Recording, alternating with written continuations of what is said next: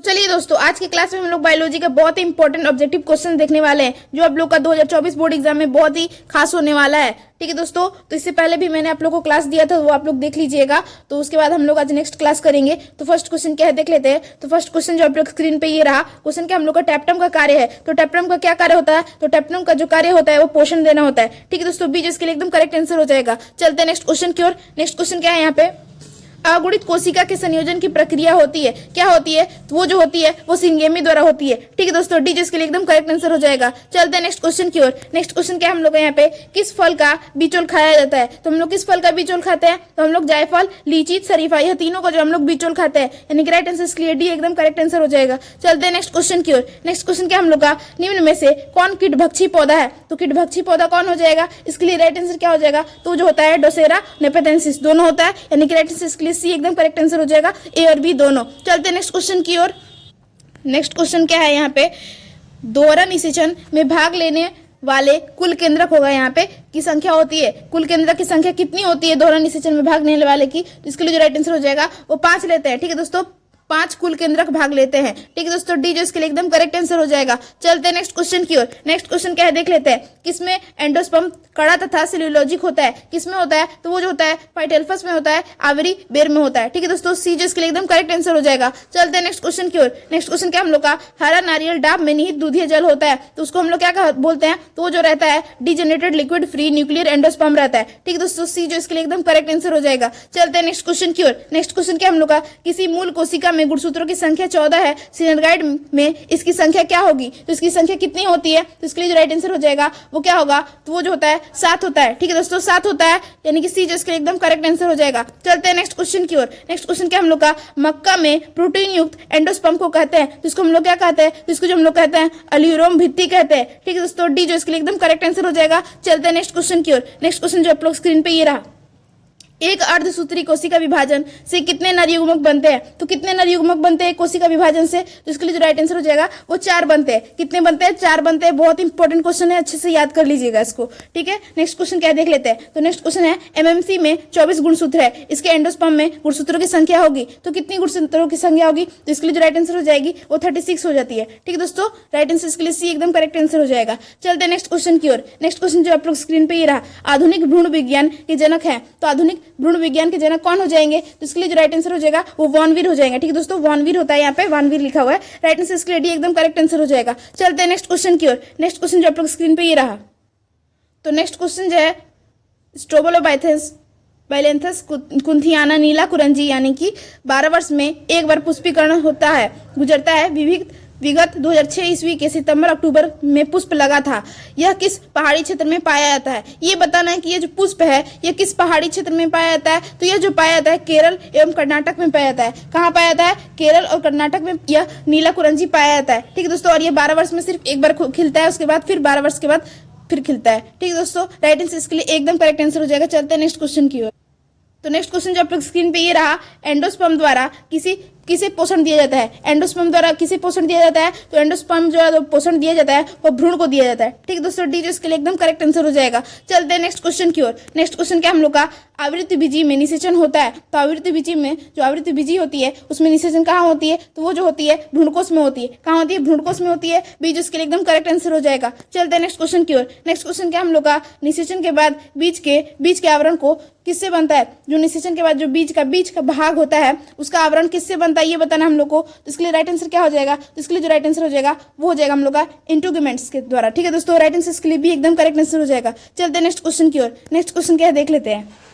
तो क्वेश्चन जो आप लोग स्क्रीन पे ये रहा, निम्नलिखित में कौन निषेचन के लिए आवश्यक है? निषेचन के लिए क्या आवश्यक है? तो वो जो होता है ओव्यूल आवश्यक है। ठीक है दोस्तों, राइट आंसर इसके लिए क्या हो जाएगा? बी जो इसके लिए एकदम करेक्ट आंसर हो जाएगा। चलते हैं नेक्स्ट क्वेश्चन की ओर। नेक्स्ट क्वेश्चन जो आप लोग स्क्रीन पे ये रहा, एम्ब्रियो से के प्रवेश करते समय पराग नलिका में होते हैं, तो क्या होते हैं? कितने केंद्रक होते हैं ये बताना हम लोग को। इसके लिए राइट आंसर क्या हो जाएगा? इसके लिए जो राइट आंसर हो जाएगा 2 नर युग्मक होते हैं। ठीक है दोस्तों, 2 नर युग्मक होते हैं, केंद्रक नहीं होते, युग्मक होते हैं, 2 नर युग्मक। राइट आंसर इसके लिए एकदम करेक्ट आंसर हो जाएगा। चलते हैं नेक्स्ट क्वेश्चन की ओर। नेक्स्ट क्वेश्चन जो आप लोग स्क्रीन पे ये रहा, नारियल में तरल एवं गूदेदार पदार्थ होता है तो क्या रहता है वो, तो उसके लिए राइट आंसर क्या हो जाएगा, तो इसके लिए जो राइट आंसर हो जाएगा वो भ्रूणपोष होता है। ठीक है दोस्तों, नारियल में जो तरल एवं गूदेदार पदार्थ होता है उसको हम लोग भ्रूणपोष बोलते हैं। राइट आंसर इसके लिए सी एकदम करेक्ट आंसर हो जाएगा। चलते हैं नेक्स्ट क्वेश्चन की ओर। नेक्स्ट क्वेश्चन जो आप लोग स्क्रीन पे ये रहा, मनुष्य की प्राथमिक शुक्राणु कोशिका प्राइमरी स्पोरोसाइट्स में ऑटोसोम की संख्या होती है तो कितनी संख्या होती है, इसके लिए जो राइट आंसर हो जाएगी वो 44 होती है। कितनी होती है, 44 होती है, यानी कि 44।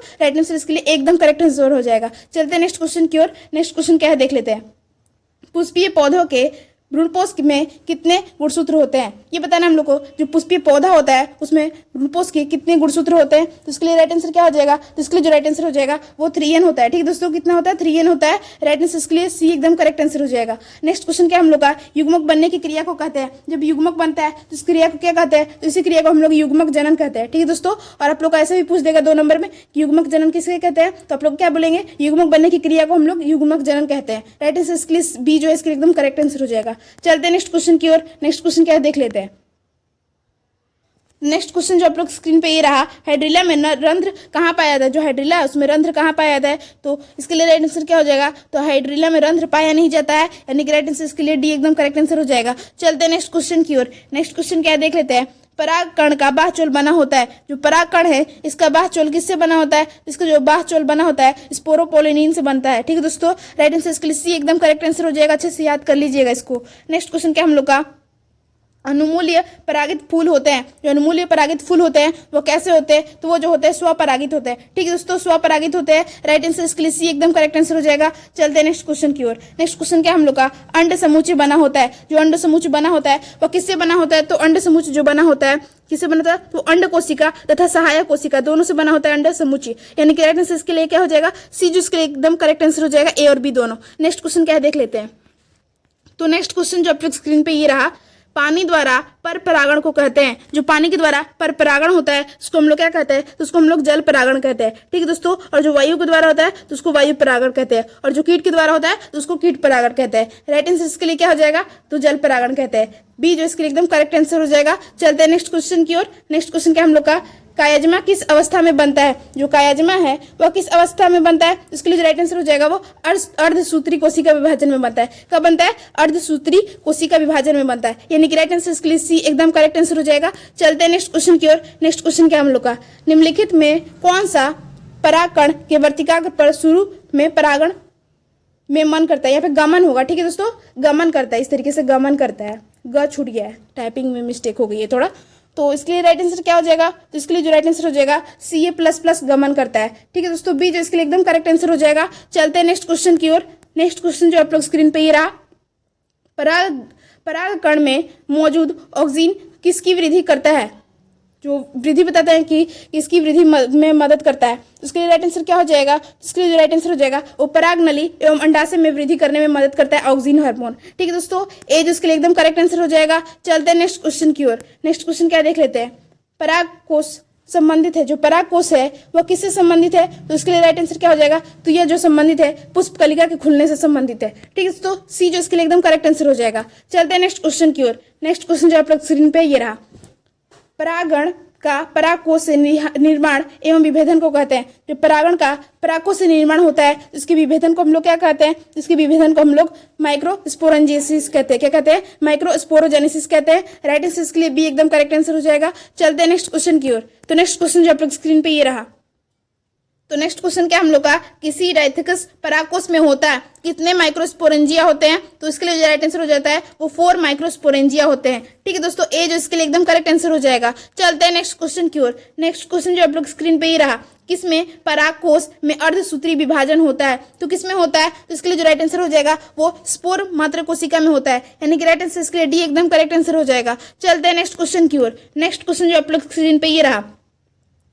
किसमें परागकण का निर्माण होता है। किसमें परागकण का निर्माण होता है, तो परागकण का जो निर्माण होता है वो पोलन सेक में होता है। ठीक है दोस्तों, डी जो इसके लिए एकदम करेक्ट आंसर हो जाएगा। चलते हैं नेक्स्ट क्वेश्चन की ओर। नेक्स्ट क्वेश्चन जो आप लोग स्क्रीन पे ये रहा, दोहरा निषेचन में संयोजन होता है। तो दोहरा निषेचन में जो संयोजन होता है, किसमें संयोजन होता है? इसके लिए राइट आंसर क्या हो जाएगा? तो जो दोहरा निषेचन में जो संयोजन होता है एक नर युग्म का एक के साथ तथा दूसरे नर युग्म का द्वितीय केंद्रक के साथ होता है। ठीक दोस्तों, राइट आंसर इसके लिए डी एकदम करेक्ट आंसर हो जाएगा। तो आज का जो क्लास था वो वहीं तक था।